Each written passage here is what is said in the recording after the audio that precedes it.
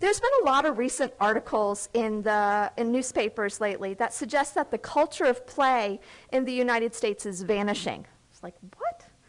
And media has always been, in these articles, media is always being brought into question of dominating the lives of children and altering the landscape of what it means to be a child today. So even while media reports point one way, a great deal of rich ethnographic research that we've been involved in has shown that the culture of play is both inherited and reinvented, and in fact may be more diverse than ever before. So has this introduced new forms of play that hasn't existed before, or is this part of a historical cycle to remind us of bringing play back into our lives? So I want to share with you really quick a video clip that I think really shows how we use problem solving, that through play we problem solve. And I found that with all the Crunch students that hung out in the Annenberg Innovation Lab, is that through questions and through curiosity, through actually really incorporating the values of play. First we gave ourselves permission to play. Then we actually had a lot of laughs. You might want to hold up your wrist there. Oh, you left it at the table?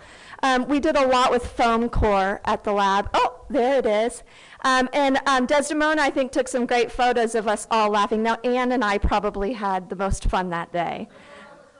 You were there up there too? Okay, good. So, so we definitely gave ourselves permission to laugh. And then we fostered creativity within each of us. You know, we really, we did what the last panel talked about, and we gave peer review. You know, and we continued to give each other feedback to think about how to push the boundaries. And over time, you know, you heard today that people continued to come back. They weren't getting credit. And trust was built over the past 12 weeks. And it's another value of play. And last, what I think that I think we all hope to leave with today is the importance of curiosity, that this is just the beginning of the conversations. So it's all about play. It's all about engaging. It's the importance of it. And this panelist here is going to talk with you. So I'm going to pass it now to Stephen Lister, who is going to share with us a little bit about what, even more than we've seen so far, as to what's happening at Mattel. I can if you want me to. Okay, I'll let you pilot.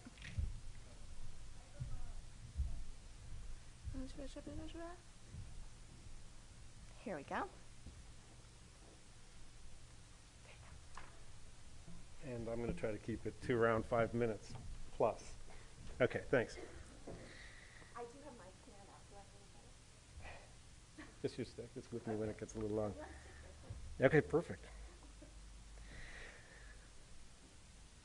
Okay, so here we are, creating the future of play. One of the questions that was asked of me was how we see our relationship with Annenberg. And frankly, as a sponsor of the Annenberg Lab, Mattel sees opportunities for collaboration with the multidisciplinary schools that participate in the lab, with other thought leaders within the USC community, and with other sponsors of the lab. We know that collaboration is a cornerstone for creativity and the likelihood for the emergence of innovative product in our case. So you may know Mattel and Fisher-Price names, but you may be surprised to see that all these commonly recognized brands are part of the Mattel portfolio. This, in a sense, is the face of Mattel, and this is the value proposition for Mattel. Mattel brand produces about 5,000 SKUs or distinct items each year, making our trend-chasing design cycle short and very exciting. So creating the future of play, this is our new corporate vision as of, I think it was 2 years ago. But the real work begins in our design center to translate this vision into offerings that resonate, amuse, and delight kids. Mattel invests considerable resources into informing our product design and development about how kids play. So our consumer insight research process is this, and it's outlined. And the thing about it is that it's circular in that it's constantly informing our D&D process. We have a staff of 25 researchers in-house who collect, process, and inform our D&D process. We speak with over 100,000 kids and parents each year. We have in-house test facilities at the Mattel campus here in El Segundo and at our Fisher-Price campus in East Aurora, New York. Our D&D teams are inspired, enriched, and informed throughout the D&D product cycle. And the relationship between our consumer research and our D&D teams is the key to the product staying relevant with kids. Product brainstorming occupies a considerable time in our early D&D cycle, and we use a great variety of tactics to encourage and enhance collaborative interaction in our multidisciplinary teams. We believe that innovation is more likely to emerge from a rich mix of creative minds in collaboration, which is why we want to be here at the Innovation Lab. Mapping is one technique that we use, and it can help lead our creative attention towards arenas beyond familiar hard good toys to smart device apps like augmented reality, active play initiatives, CES projects, technology partnerships, interwoven content delivery strategies, etc.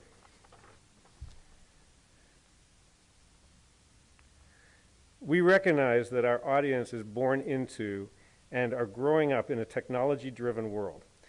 Pretty close now to being born with a smart device in their hands. Think about the E-Trade ad. Obviously, it's a creation, but it kind of points at where we're going. This is their baseline. This is their normal. And even without adequately formed speech that a recognition engine might respond to, kids younger than 5 can point and gesture and be successful with gross motor skills to interact with touch screens or accelerometers. For older kids, in addition to being informed by digital media streams, they are also producers, directors, and actors in their own content. They might use recognizable brand characters and stories and tools made available, put around them to record, edit, publish, and critique their works. That can give them personal creative outlet, social recognition, belonging, and status. Barbie Video Girl is a product that came out last year, and it combines a branded icon with a powerful video capture and editing tool, which allows kids to create and publish to a COPA, that's a Child Online Protection Act, safe site where they can share. So Monster High is a really nice instance of Mattel's future of play, in my opinion. Monster High story began with webisodes, 27 in 2010, and was quickly followed by a half-an-hour Nickelodeon special, YouTube installments, a Facebook page, where the story is actually expanded and the characters deepened by anonymous blogs of a Monster High student. The interesting thing here is that the blogs have elicited postings by kids who empathize with the situations described and expressed in those blogs. And so the Monster High characters are put in these situations, the kids empathize with it and post about that. The thing that we find interesting about that is that it creates a very, very strong, compelling emotional attachment, and it kind of turns these figures into icons, characters.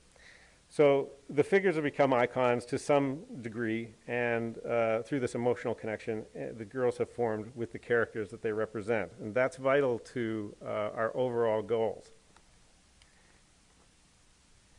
So author Lacey Harrison published her first of 3 Monster High books in September 2010, referring back to the webisodes and Nick special, and then taking the story and characters to a new level and audience.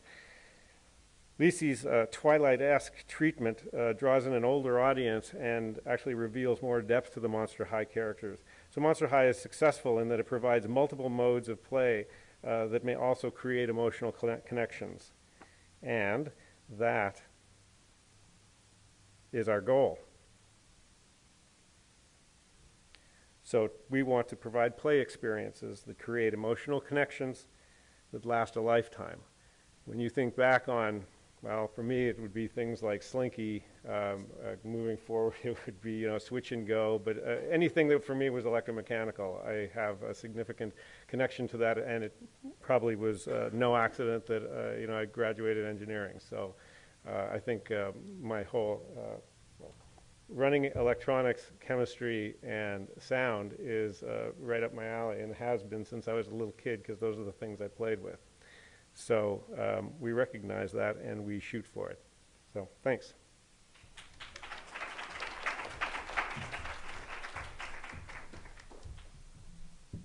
So I'm just going to get your presentation ready, Henry.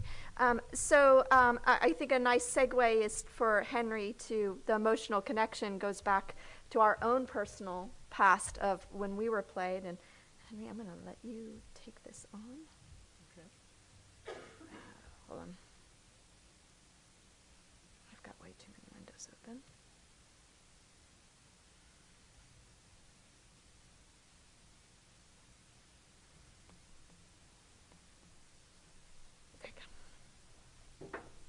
Okay, so you heard Andrew earlier talk about the playground as the project that our group, Project New Media Literacies, has been working on with Microsoft as part of a larger play program that we're developing with the Robert F. Kennedy School here in Los Angeles.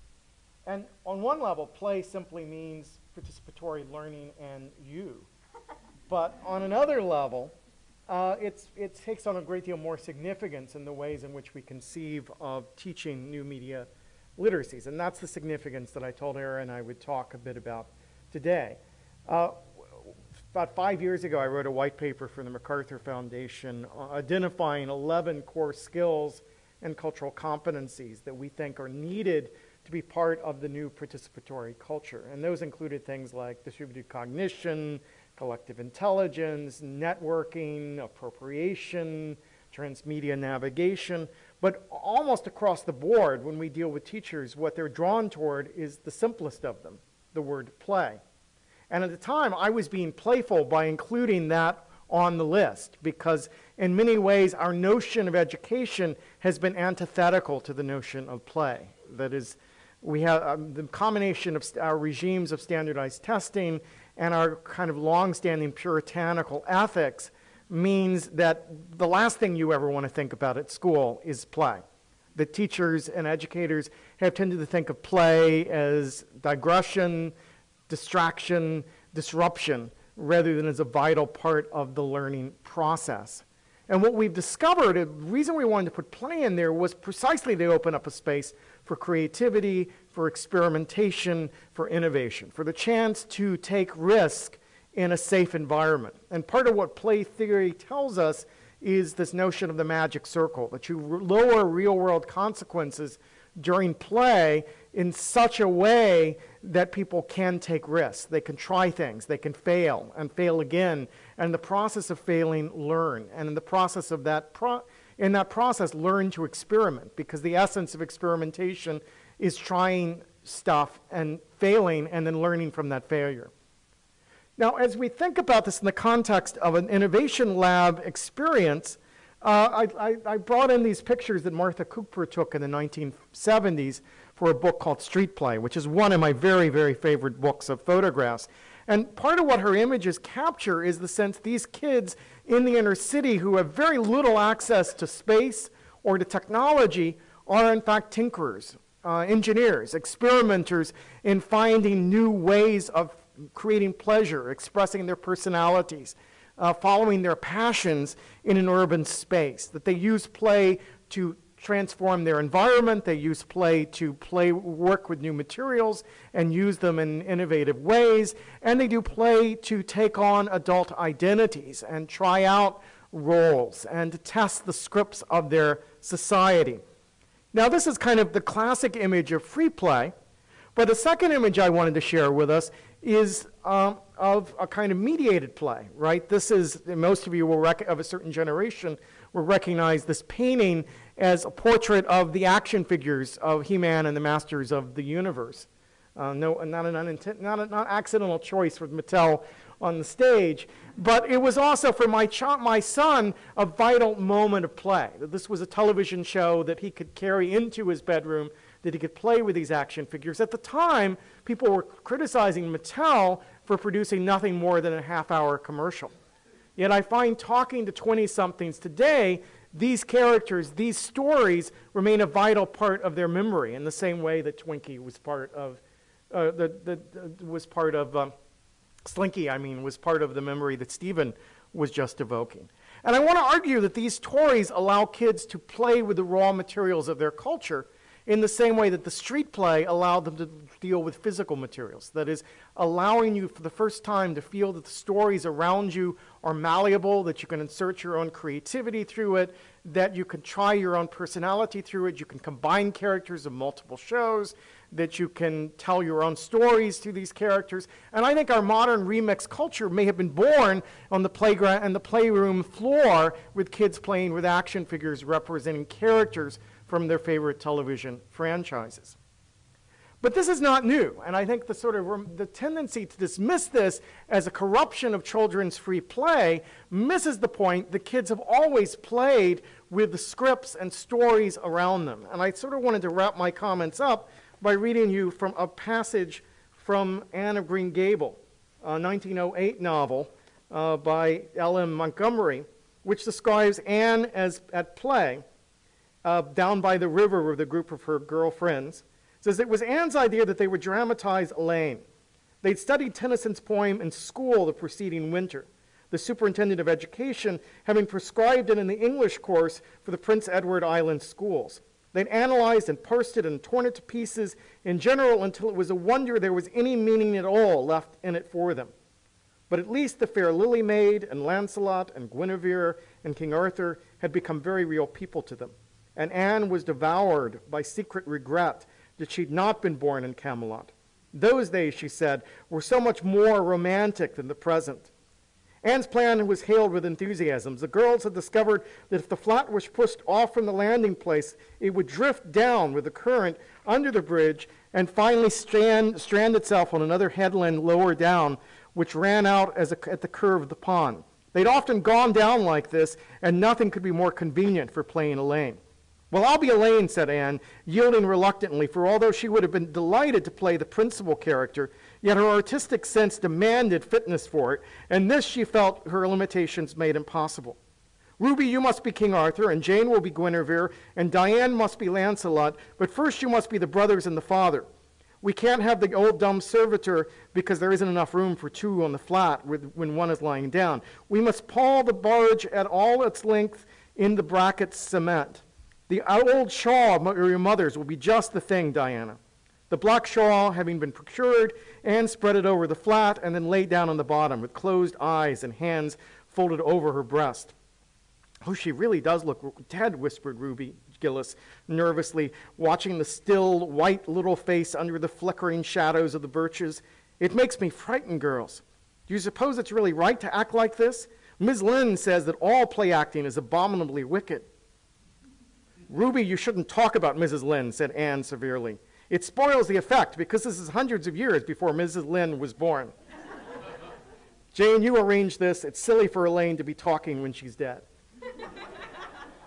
So I sort of wanted to evoke that because I think it captures all the things I've just described. That is playing with the materials of the culture, taking a raft and a shawl and turning them into the resources out of which one can enact a favorite story. It comes from this idea of school crushing the creativity and passions of the student, but it being re-embodied by their play, right? That they're able to take on these characters, bring these stories to life, and continue to make them meaningful in the context of their own cultural experience. It describes this process of negotiation through play and assigning roles, working out resources, determining who's going to play which parts, and working through the script of the story in a way that's personally meaningful. And it even gives them the power to push back on adult authorities in their lives, to refuse to be constrained in their play by adults who are now miles away and hundreds of years in the future. And so I think that that's the notion of play that we want to bring with us into schools and into the workplace as we think about a future of education in which play remains a vital part.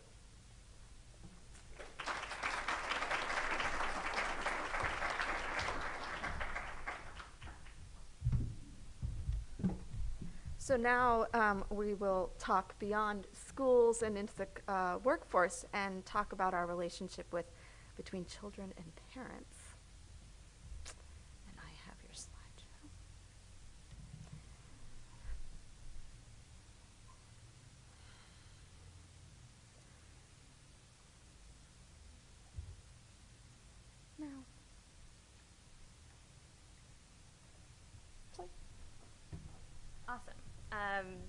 incredibly fitting. Loved Anne of Green Gables growing up. And I think Miss Lind did come around at some point to Anne. So, so on that sort of note, I think some of you probably have children, but I can unconditionally say you've all been children. So you're in that really sort of interesting position where you sort of know what it's been like, and what to not sort of be anymore. And common sense and research together show that the relationship that you have with your caregivers has impacted the things, impacted the way that you trust the world, both trust the world and the way that you question the world.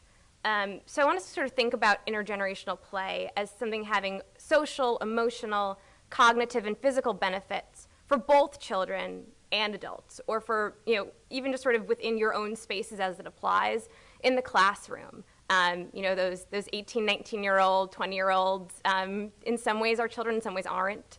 Or in your workplaces, people who've just graduated might still feel like children too. So this sort of intergenerational, it is, largely spoken as sort of adults and young children and parents, but there are a lot of different kind of constructs, I'm sure, in your environments.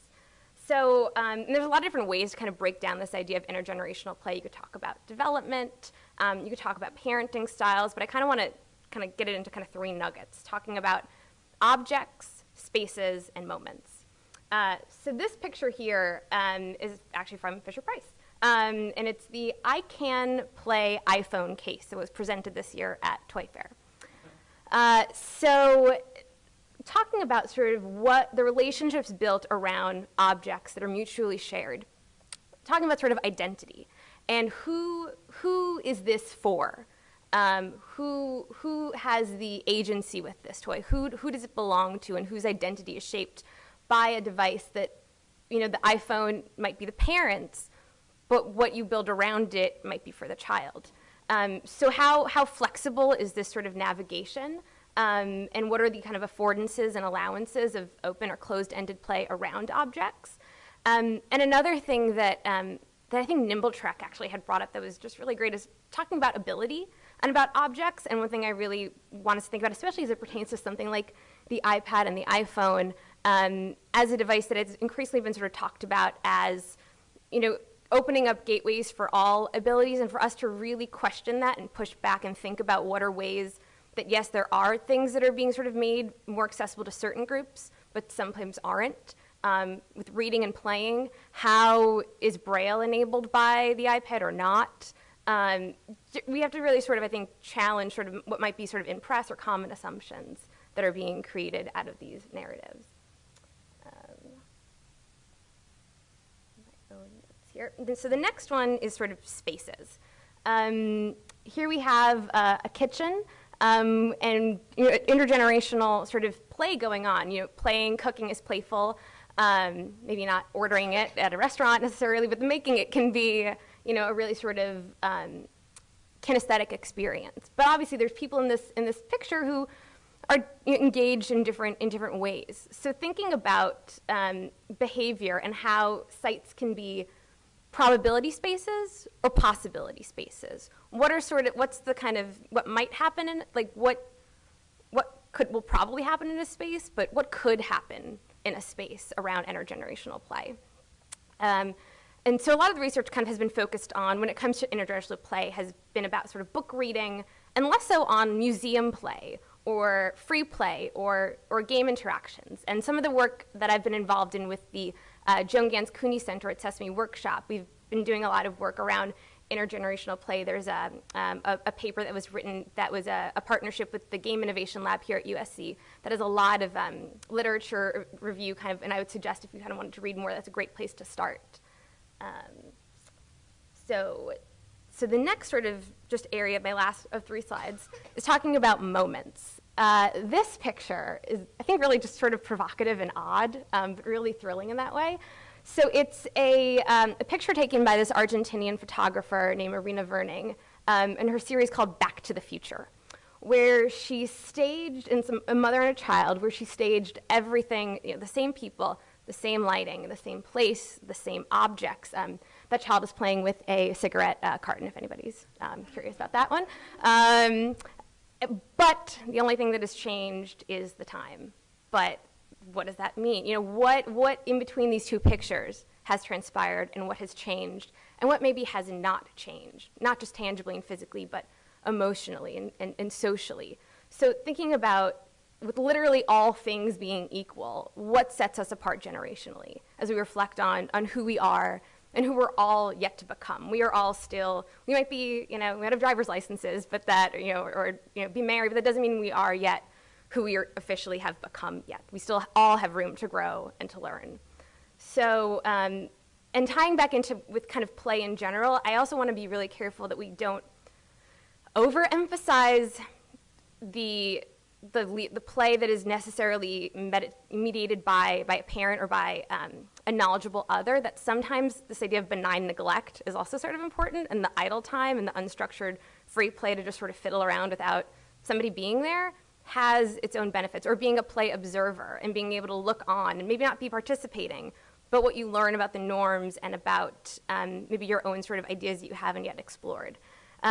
So object spaces, moments for intergenerational play, play in your own work environments might also kind of be envisioned as hard fun, or untying cognitive knots, that there's a playful way, I'm sure, in the work that you are all involved in. And so it's not just about parents and children necessarily, but different configurations of experts and novices. That's it.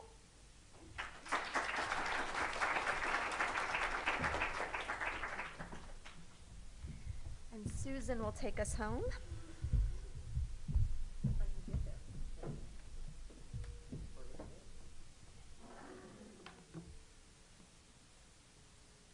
There we go. Okay. Here, right? Yeah. Okay, how many of you, when you were having your table up. Thank you. How many of you in your table discussions, when you were talking about the playful experiences you've had, how many of you mentioned work?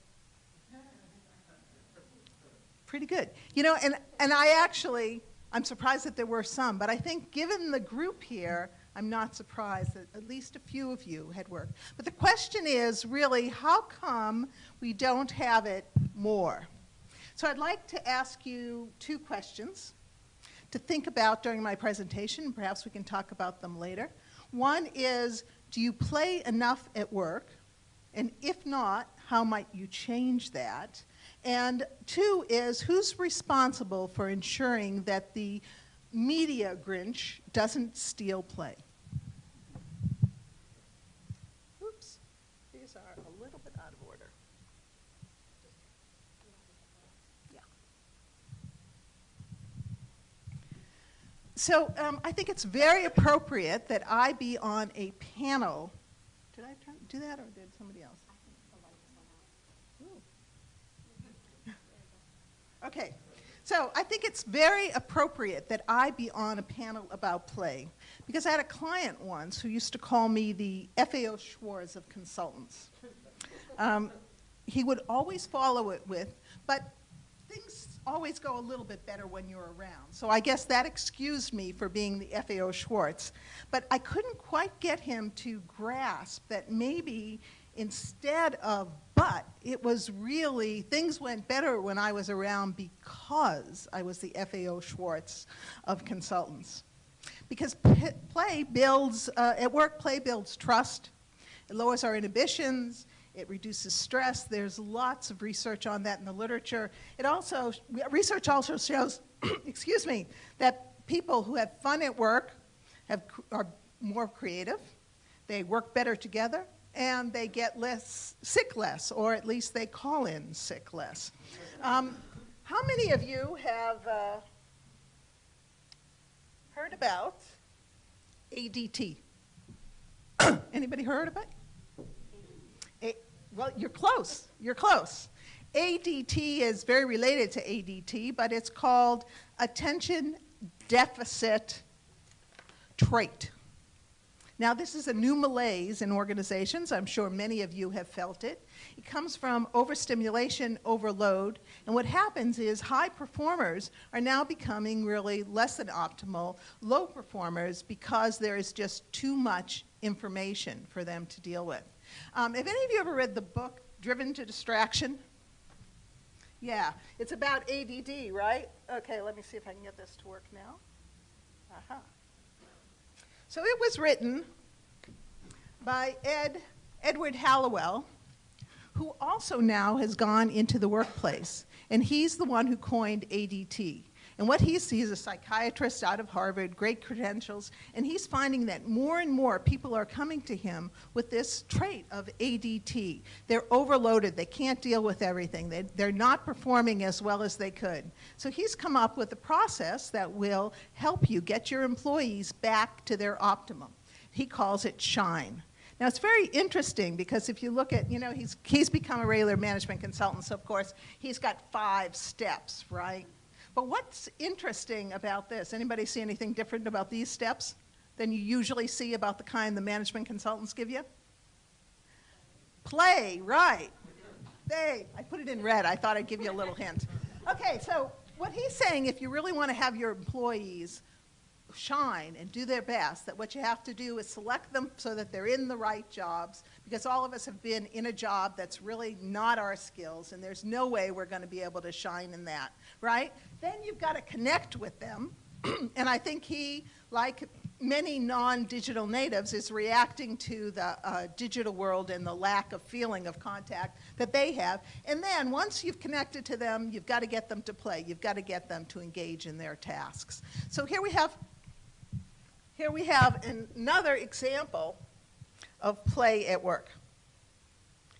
So this is a Lego product, because Lego, seeing that there wasn't enough play at work, jumped in on it, saw a hole in the market, and they are now producing kits that they sell to organizations that can play, right? So if you're going to have an offsite, they've got a kit for you. If you're designing a new program, they've got a kit for you. I don't know how their marketing has been doing, but I think it's really, really great. So this is interesting because with all of this play, all of the research, Mercer did a study, and they found that only 29% of employees encourage humor at work. And only 8% use fun to reduce stress. And isn't that awful? It's not like the Annenberg Innovation Lab. No. And what's interesting is in all of my experience, I only know of one corporation that actually put in their corporate values fun. And that's DaVita, which is a dialysis center. When you think about it, though, it's really very important because over half of the people die in their first week of dialysis. So you have to do something to keep up the spirits. Okay, but why now? We've known about play at work. I was the FAO Schwartz of consultants. That was not just yesterday, but why now? Why are we having a bigger focus on play at work? Why are we having more IDOs? Why are we having more innovation labs? I think it's because we're now in more information overload, more ADT. Our organizations are flatter, the boundaries are more permeable, we have 24/7 work, and there's no hierarchy to tell you what to do. But most importantly, I think it's because we have digital natives. And it's not at all surprising that in a survey, most Generation Y, or millennials, when asked what company they would most like to work for, they chose, anybody know where this is from? Google, right. And I think one of the reasons they chose Google was because Google has great symbols of play. It looks to them like a place where they can actually express their freedom, where they can be relaxed at work. And I think for digital natives, this is really very, very important. But, some people are very concerned that, that all of this media, the digital generation, may be changing play. And in fact, at JPL, all of you know what JPL is, right? The Jet Propulsion Lab. Well, they have they have exposure to the best engineers coming out of our schools, the best and the brightest, the highest skilled engineers. But a few years ago, they were noticing that these new recruits couldn't do some of the tasks that their retiring engineers could do. In fact, they weren't seeing problems as holistically enough. So what they did was they went back and they looked at the play history of their current engineers and their new engineers, and they found that their current engineers who could solve problems more holistically were actually doing things playing with their hands when they were younger, whereas some of the newer engineers were not. So they changed their recruiting their recruiting strategy. But I want to ask you this question: who's responsible then for making sure that that Grinch of media isn't going to really steal play? I teach a class in CSR, which is corporate social responsibility, and my students come in thinking that philanthropy is what corporate social responsibility is. And I was trying to disavow them of that, because philanthropy really isn't what corporate social responsibility is. And most of you in this room come from companies that really sort of get it, that it's the soul of the business. But I was sitting in the design lab one day, Anne was talking about something incredible, and I was around all those creative people, and I realized that this was my new way of telling my students. Some of you got it. I think you're probably older and married, you know, and the younger students may not. But really, this is just to say that philanthropy is just one part of corporate social responsibility. What we're really looking for is companies who take the responsibility on themselves to make it the soul of their business. I think Mattel's done a nice job in that. They recovered well from some magnets and some lead paint, and they've really implemented processes that'll really work. And I think it's really incredible when we listen to Steve to see how much they're really concerned with their responsibility to children and play. But play in the digital age has offered some interesting challenges. Partially because, is it eliminating tactile play? Is it because it goes into people's home and provides commercialized? There's an interesting case. I don't have much time to go into it now, but are any of you familiar with Club Penguin? Yeah, okay. Club Penguin is a great site that was started by Disney, or actually Disney bought it, and it's really a social networking site for kids. And it was developed with great intentions by some people who didn't want their kids playing on social networking sites if they weren't well controlled. So I think it's a really marvelous site. It teaches all sorts of skills. There is, though, a rising movement that's saying Club Penguin, what it's really doing, since it has you buy little feathers for your hat and other certain things, is really just teaching children consumerism. So it's really interesting, the dilemmas that we get into when we really talk about corporate social responsibility when it comes to play. And really, the other question is, corporately responsible to whom? And we can talk about that. That's a whole nother section. But that's my presentation. I just wanted to tell you a little bit about Play at Work and Play with Corporate Social Responsibility. And I wanted to remind you of the two questions. One, do you play at work enough? If not, why not? And two, who's responsible for ensuring that the media Grinch doesn't steal play?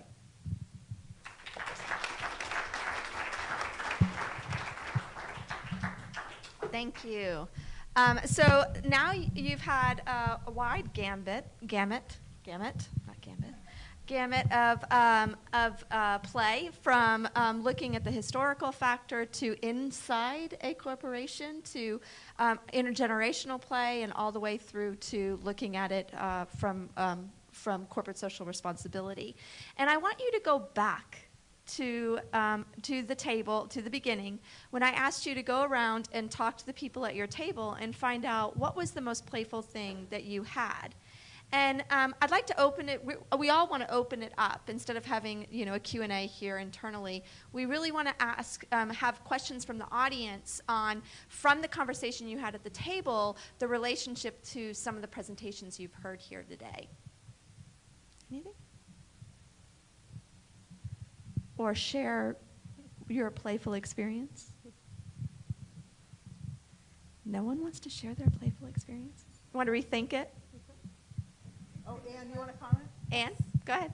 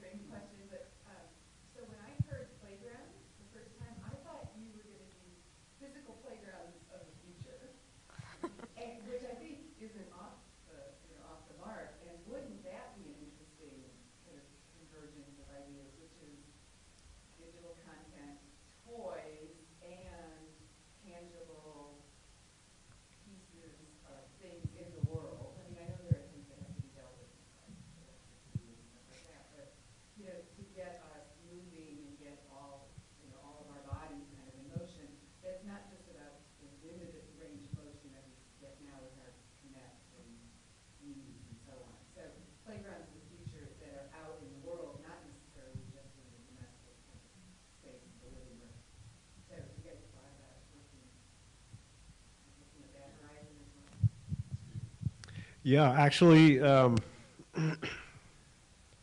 we have an initiative in place right now that is moving right along, and it's exactly that. So, yeah, we're on the same page. I mean, if you look, if you went to CES, you saw plenty of instances of portable devices with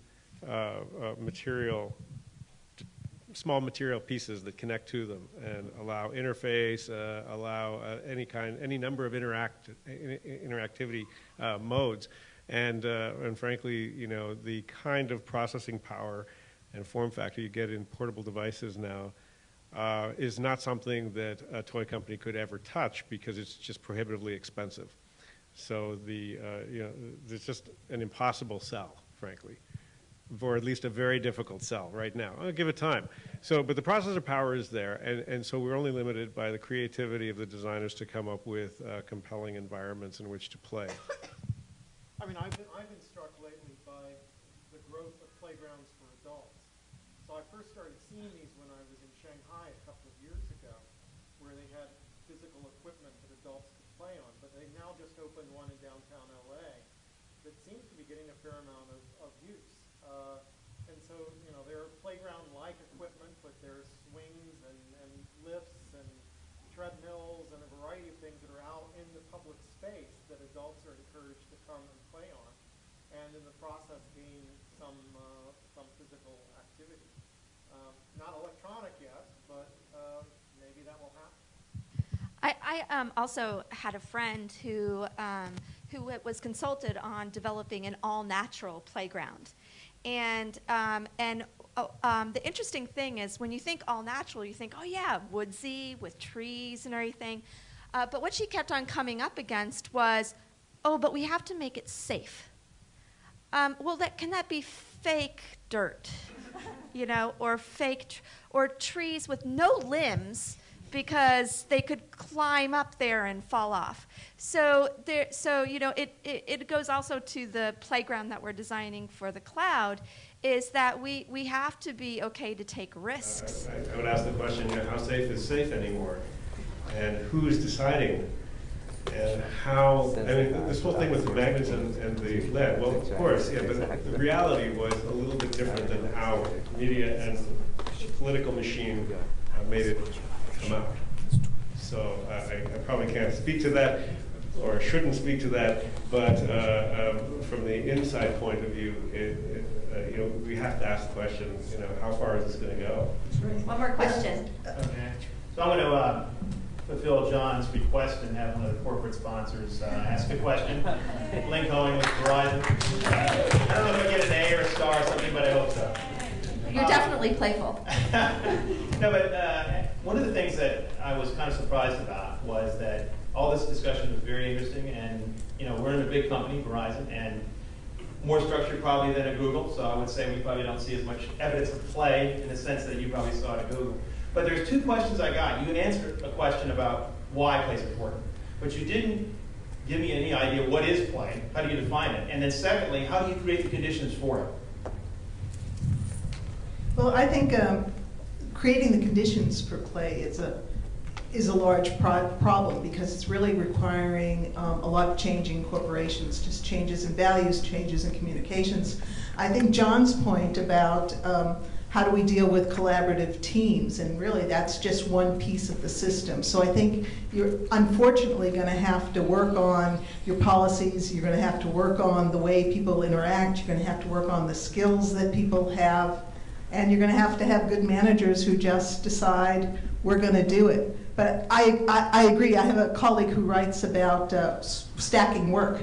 And part of the problem is we've got so much work that's why we've got ADT. And who's going to be the one that steps up and says, we're missing that sales call today because we're going to play.